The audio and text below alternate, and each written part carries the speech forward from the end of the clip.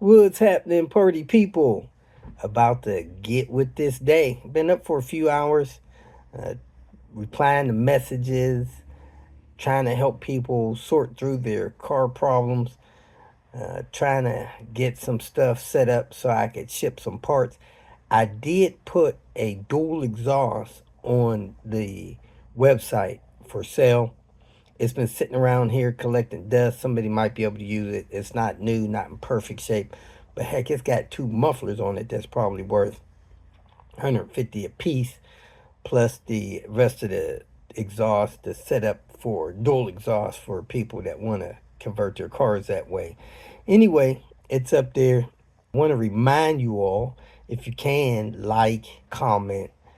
That helps the algorithms maybe get me a few more views.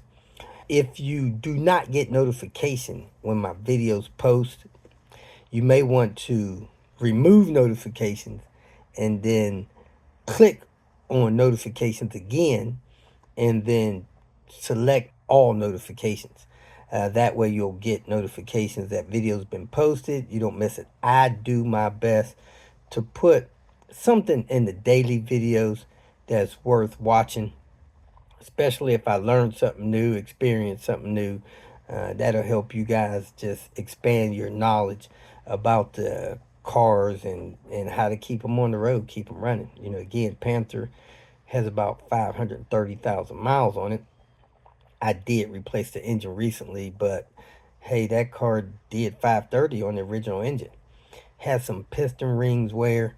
I don't know if it's worth redoing piston rings just to keep an engine running. Man, the cost of the replacement engine was cheaper than the cost that rings would be. That's just my experience. So some of that stuff is not worth really digging into.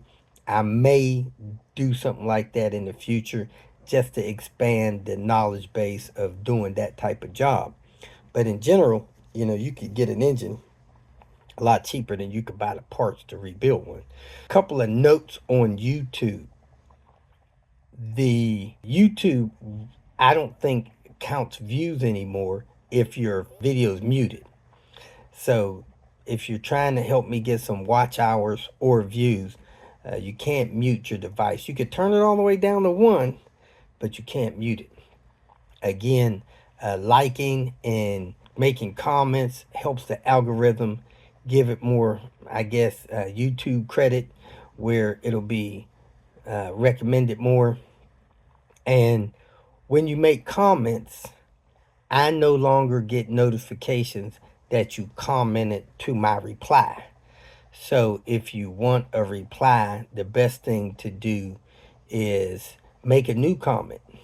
So if you make a comment or question and I reply to it, YouTube won't let me know that you replied to the reply. So make a new comment. That way I can find it and help you out. And if you don't know, at the end of the video, there's usually a pop-up of recommended videos. I normally program my videos to recommend the detailed instructions to any video comment or segment I made in this Hanging Out with Robert daily video.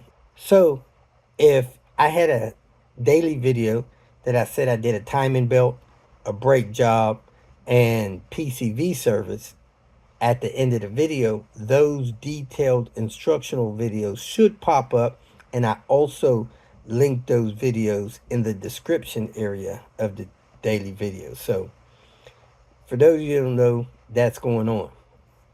We're working on designing a sticker for just your regular, hey, I support Robert DIY, or I follow Robert DIY stickers. Then on my website, there's the high mileage stickers. If you got a vehicle with in excess of 200,000 miles, 200, 300, 400, 500, to the moon stickers, those are on my website for free. You can use them as, I guess, basket stuffers when you order something else, or you can order them separately. Send me a text message or something. I don't know, postage is 50, 60 cents. I had to buy some envelopes to cover them. You know, usually 80, 90 cents will cover my cost on them, but that ain't a big deal. If you want one, go to the website, click the button, and order the thing. It might charge you, I don't know, 50, 60 cents for postage on that letter size postage. But that's what I got going on. Going to start a manual swap on a vehicle today that's been kind of in the queue for, I don't know, 2, 3 years. That car was not running when I got to it yesterday and got that sorted out so it ran. I didn't have to tow it and ended up driving it from the nearby town of Columbus, Ohio. I live in Cincinnati, Ohio. So, couple hours, 2 hours there, 2 hours back. I found a local guy here. My buddy Tony is going to let me do that manual swap at his place since my driveway's not level and it's exposed. It's supposed to rain most of the day today, part of which is going to rain heavy. So be near impossible to do a manual swap in a situation like that. So that's appreciate Tony for that. Today's clips, I don't know if there's much substance in there other than the fact that I found a local locksmith unrelated to Volvo to cut a key for lemonade, and he used the Volvo key code. So these keys are used in a few manufacturers' vehicles. They obviously purchased the equipment to cut keys. I think they're a S66 in something else, key style.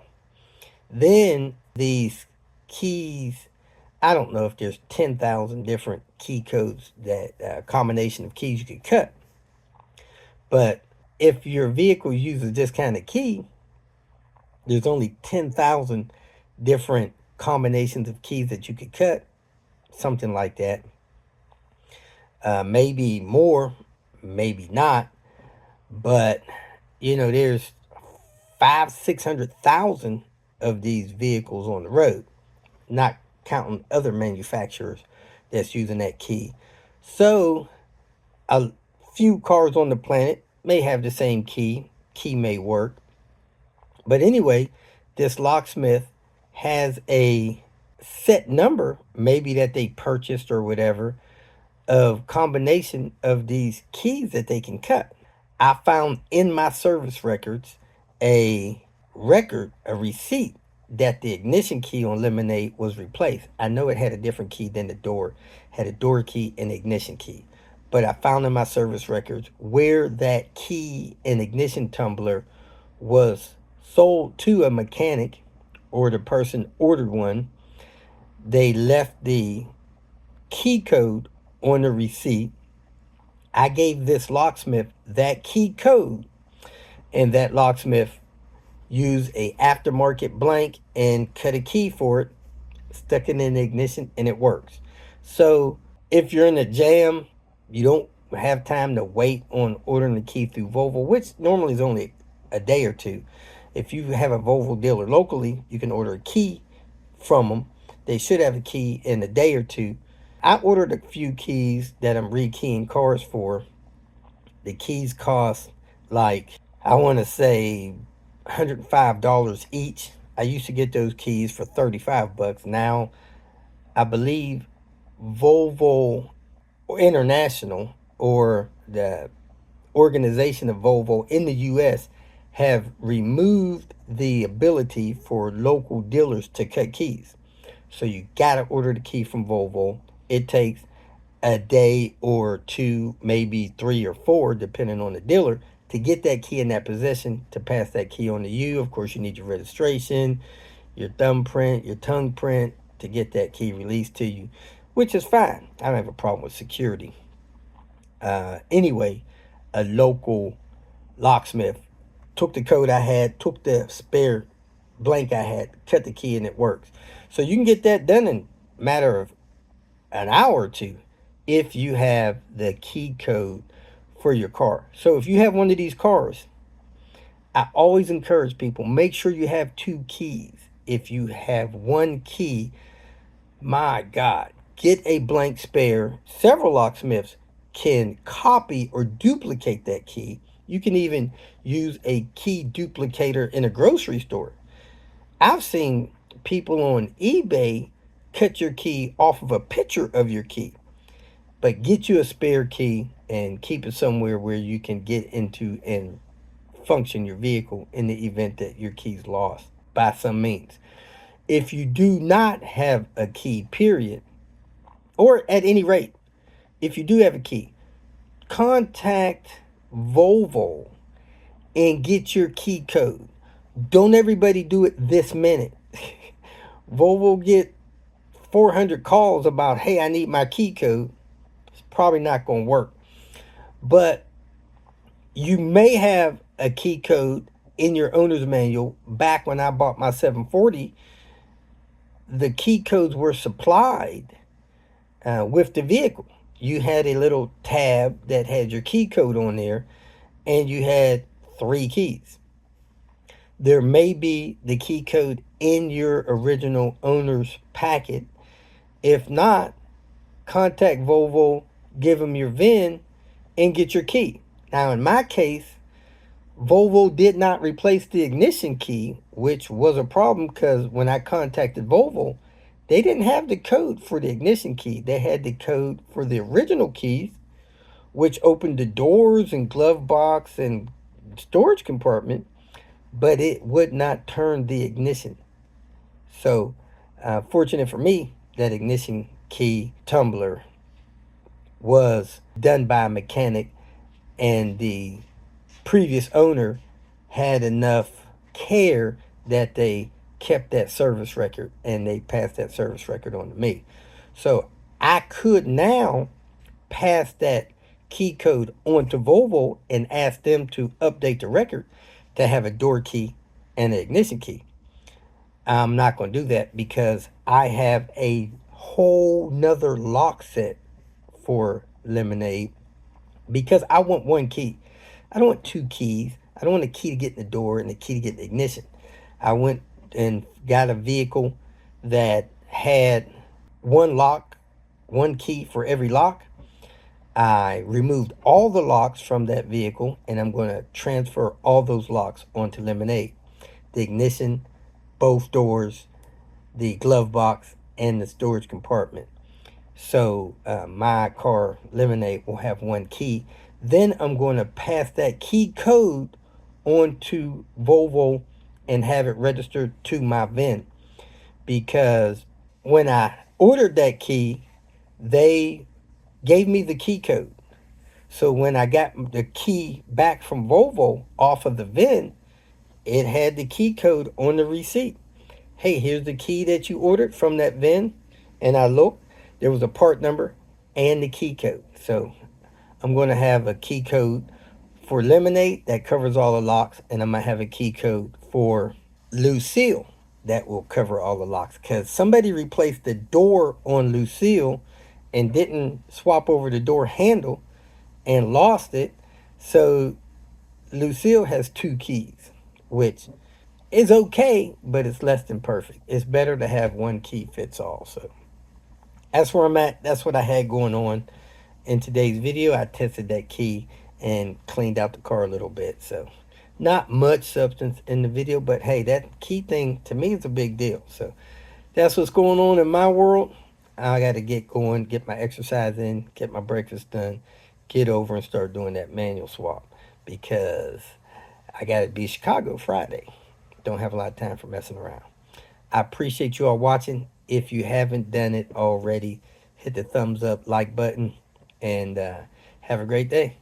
Welcome to Hanging Out with Robert. That's me. This video contains things that I encounter throughout the day. If for some reason I complete a task and you would like to see the details, you could click on the link in the description area below. This video also contains tips and tricks that I learned throughout the years. I plan on leaving this video accessible for about 30 days. After that, you can view it through my Patreon account. Thank you very much for watching. Kicking off the day. I've already kicked off the day posting my video, but they got a street blocked off here and a bunch of cop cars, a bunch of law enforcement officer vehicles are going down there. Bet this will be on the news later. Because I mean, there are a lot of vehicles going down there. Flares in the road. Comes another one.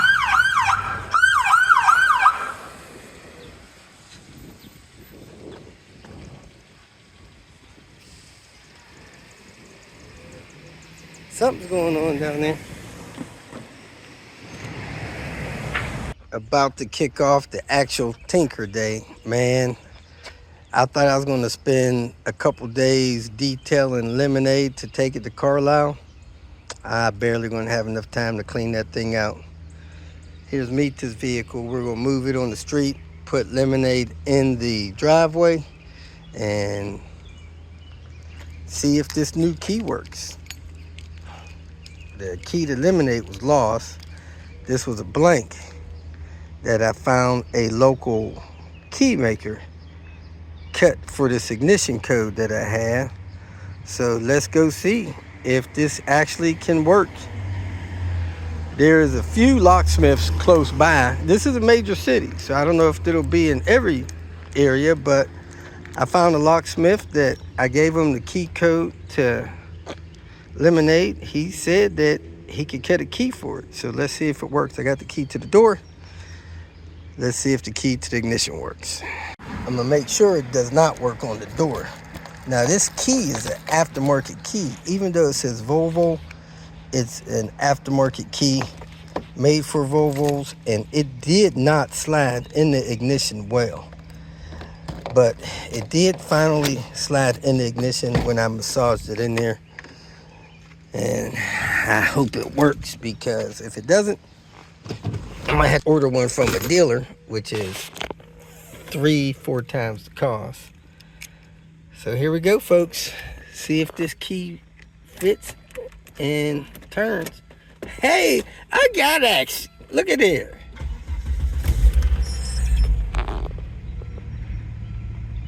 There it is. The car's running.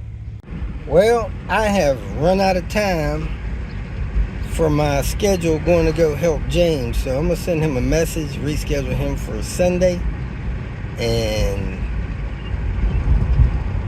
work on getting Lemonade cleaned up for our road trip early in the morning to Carlisle. I didn't realize this unit wasn't that bad. I cleaned this up a little bit, but I got tires in that lower rack down there. I need to get all 4 of those out of there. I got them near record-breaking time. Boss lady said, don't be messing around there all day.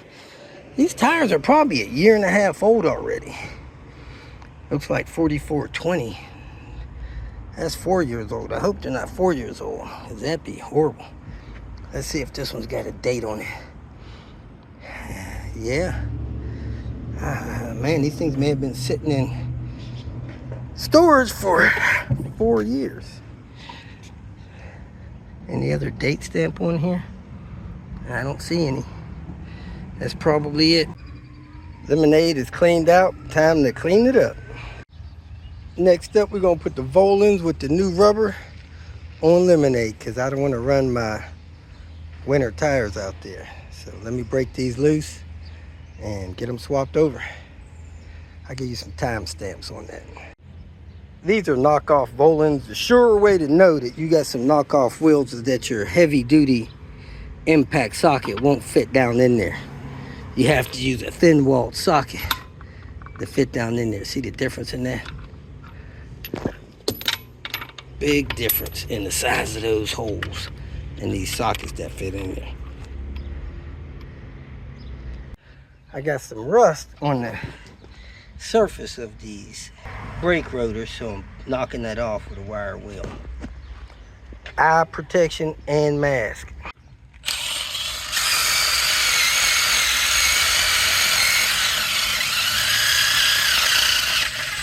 Then I'm gonna spray a little lube on the inside of the wheel so that mating surface will prevent that.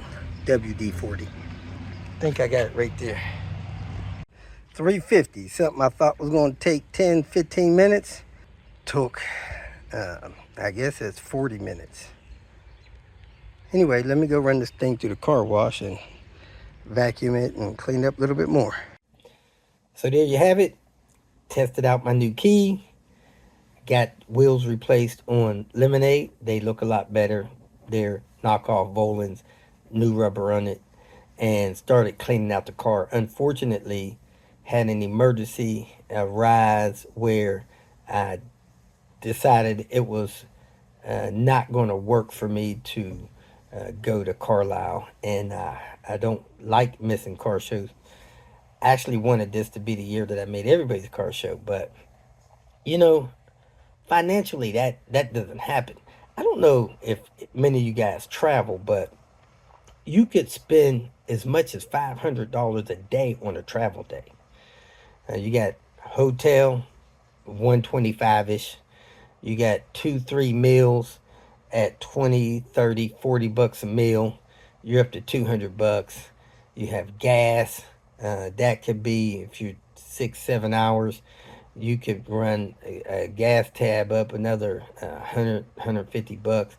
That's 350. It's easy to spend $150 just moving around. You lose something, you forget something, you need something, you get a flat, you know anything can run you another $150. So traveling is expensive.